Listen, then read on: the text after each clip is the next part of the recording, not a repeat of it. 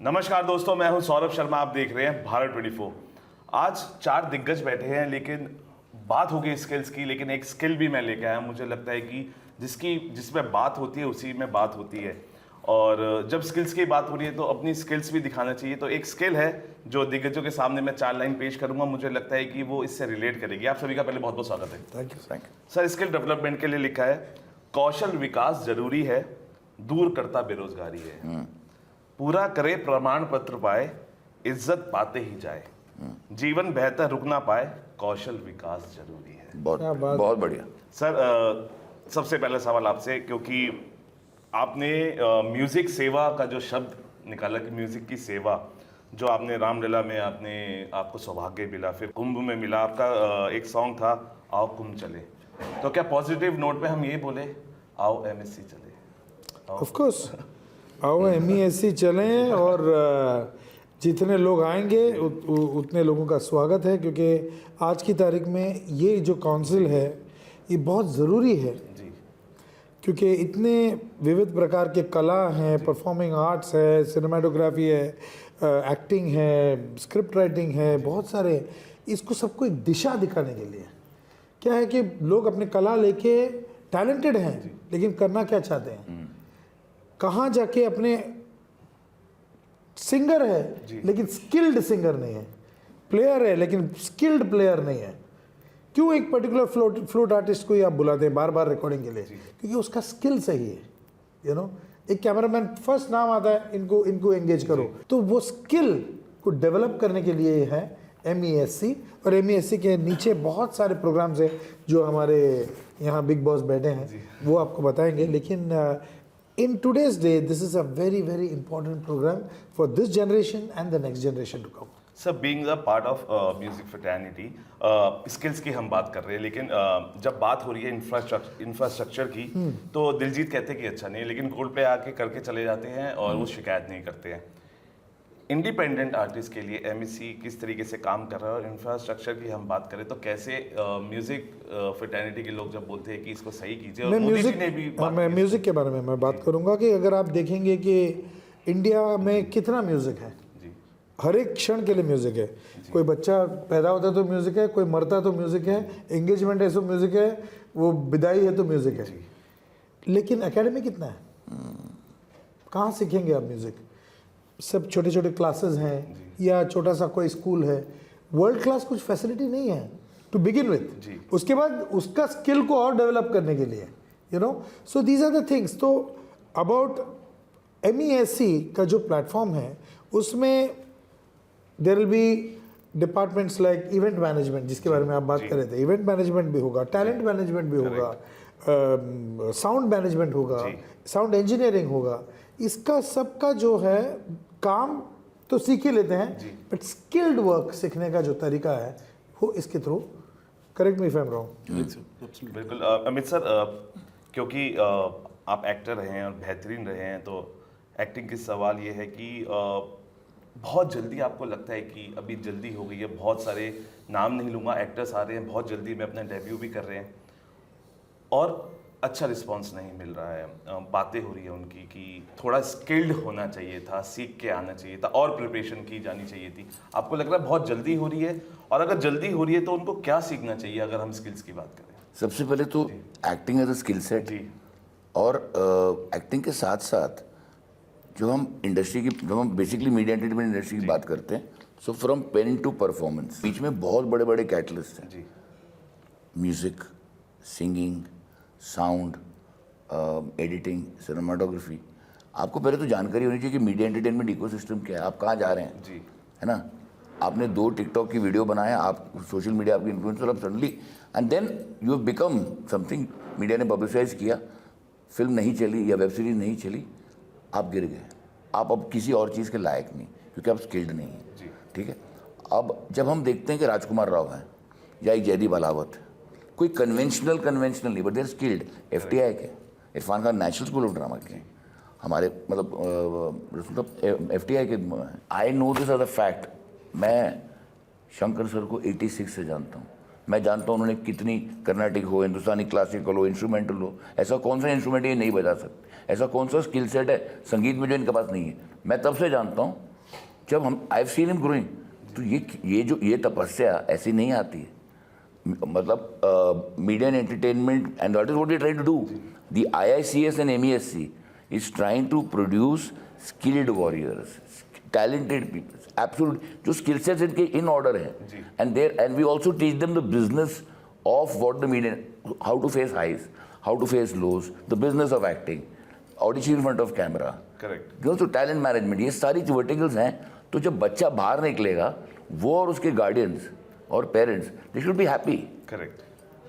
रसूल sir, music की हम बात करेंगे क्योंकि म्यूज़िक अभी लाउड भी हुआ, आपने भी उस पर बातें की, लेकिन क्या उसमें भी आपको देखता है कि क्योंकि जब म्यूज़िक हम सुनते हैं, बैकग्राउंड म्यूज़िक और स्कोर की भी हम देखते हैं, आपको लगता है कि ये इस तरीके का लाउड म्यूज़िक जिस पे आपने भी बात की, उसमें भी स्किल्स और परफेक्शन की ज़रूरत अगर होगी तो उसकी प्रतिक्रियाएं जो होंगी वो बदलेंगी? You know, Nasir Saab has said a very interesting thing about acting. You know, when do you become a good actor? When does a dancer become the greatest dancer? When he or she forget the skill of dancing. You know, so you एक art का तपस्या है. You learn about an art, and also that certain skill you develop while you learning it. You become an artist when you actually forget the skill of doing the art itself. Correct. You know, so इसमें बहुत सारे academics है, उसका एक दिशा देना है, वो दिशा में हम अभी. क्योंकि आप बहुत अपनी बातों को भी रखते हैं और जब बातों को रखते हैं तो उसमें दम भी होता है. एक बात आपने रखी कि जो बॉलीवुड है उसने अनसस्टेनेबल मेथड अपनाया हुआ है जिसकी वजह से कुछ चीज़ें नहीं चल पा रही हैं, लेकिन ऐसी भी चीज़ें हैं जिन्होंने फेस्टिवल्स की तरह हमने सेलिब्रेट भी किया है. तो आपको लगता है कि ये MESC जब हम बात करते हैं तो उससे भी बहुत सारी चीज़ें ऐसी होती है जो सीखी जाएगी और मेथड भी अप्लाई होगा? क्योंकि आपने भी ये भी कहा कि पैंडेमिक में बहुत सारी चीज़ें अदर प्लेटफॉर्म्स को दे दी गई, उससे भी चीज़ें प्रभावित हुई. देखो, I applaud Government of India in understanding that the people of our country, the youth of our country, needs to be given a direction towards understanding what is their skill, where are they lying, where is the workforce, where is artistry lying. The Government of India realized that, okay, we need to give them a direction, so we need to create a committee, we need to invite people of a particular talent to come and pull in and create policies and formulations and all that. That is how MESC has come about, you know. And the future works of MESC is sort of going to be identifying and giving the youth of the country a platform. Okay. The other comment that you're talking about is, you know, there's a time, every decade things keep changing and eventually things will come back, you know. Eventually the audience will come back to the theatres, you know, because they will realize that they don't get, you know, the theatre is offering what is not been able to enjoy in their homes, in their palms, in their devices. So it's a passing phase. Then of course, because we are not a trained force as an industry, okay, so we practice things that are sometimes somebody a trendsetter comes up, then we go behind that. There's also because there is no structured academics behind it. That's the gap that we probably are going to fill up in the next 10 years. That will give us a better sense of direction. You know, what the corporates were not able to do. What is the American cinema? I mean, let me talk about what the American cinema has done to the rest of the world cinema. You know, Indian cinema sustained the American onslaught. Indian cinema sustained the American corporates coming here and making film, try to break Indian cinema. You know? Yes. But post-pandemic, few platforms, international platforms, actually broken Hindi cinema. That's because we as artists and practitioners of this country did not have the vision to see their vision. I mean, Hindi cinema today is at the mercy of two platforms, unfortunately. Yes. Whereas South Indian cinema said, we will not sell our films to platforms. The films are made for the theatre audience. We will go back to the they're sustained.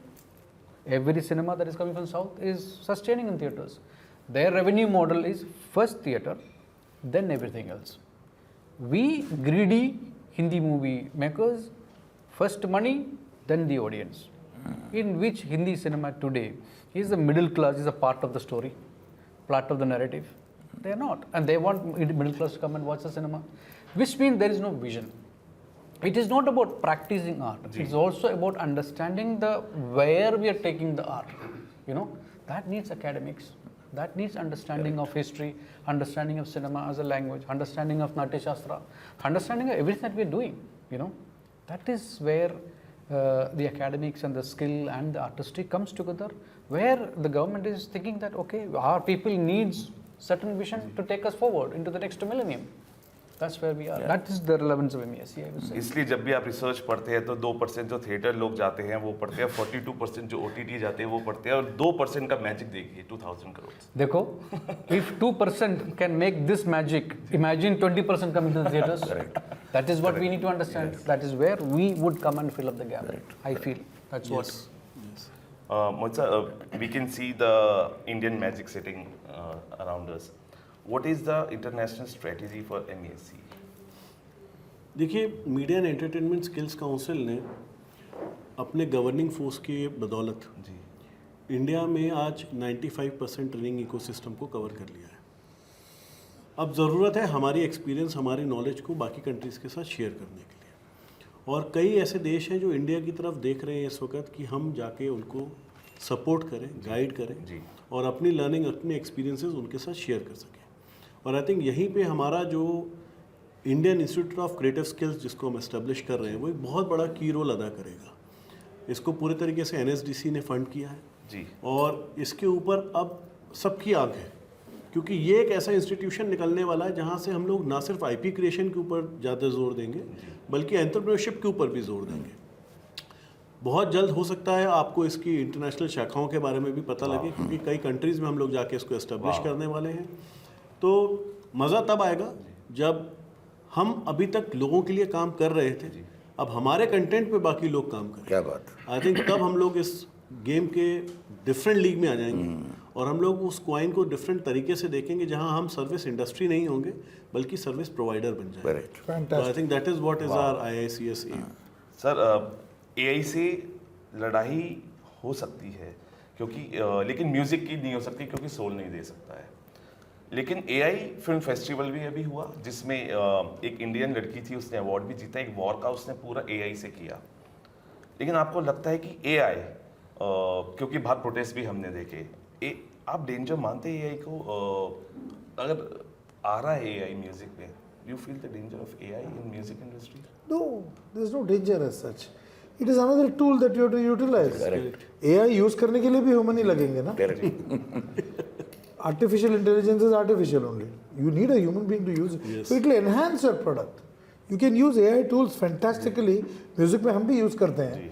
तो जब synthesiser आया था तभी लोग बोल रहे थे कि हमारे सब लोग मतलब सब म्यूजिशियंस खत्म हो जाएंगे. ऐसा नहीं हुआ. ऐसा कुछ नहीं हुआ. You have to learn how to utilize AI. That's going to be part of your learning process. आपका सीखने का एक प्रोसेस होगा जिसमें AI आप अपने इसमें शामिल कर देंगे. It's like how you included a calculator.